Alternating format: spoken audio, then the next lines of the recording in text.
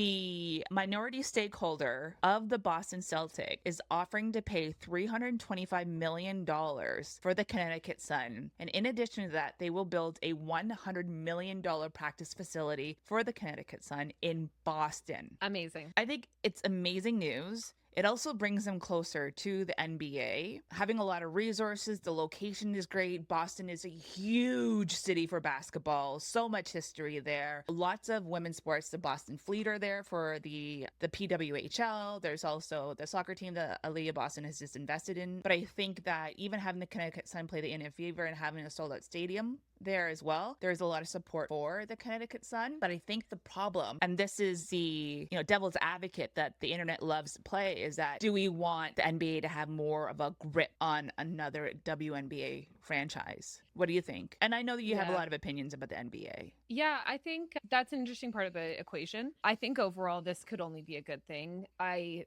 can only imagine that it's hard to be really continuously hitting on audience like when you have a great team when you're out in Connecticut. I just think it's a tough market where it is, and Boston is a great market. It will be more appealing for audiences. It will be more appealing for players. You're going to get better tourist attendance. I mean, that's one of the great things about the Liberty. I think part of why they do so well, obviously they've got a great home team audience, but they also have a really strong tourist audience, which is great. Yeah, so I think the location wise, it makes a lot of sense. And in terms of having the NBA invested, I think it's fair to be concerned about too much presence of the NBA in the WNBA, and we can see very clearly that it's influenced conversations around player pay. However, the Celts are a really good team. Good is relative, but they're a very beloved team, and the market is strong. There's obviously an appetite for basketball in that market, and if it brings the team further into the core of the city, if it gives them access to funds, a better training facility, I think that's a good thing overall.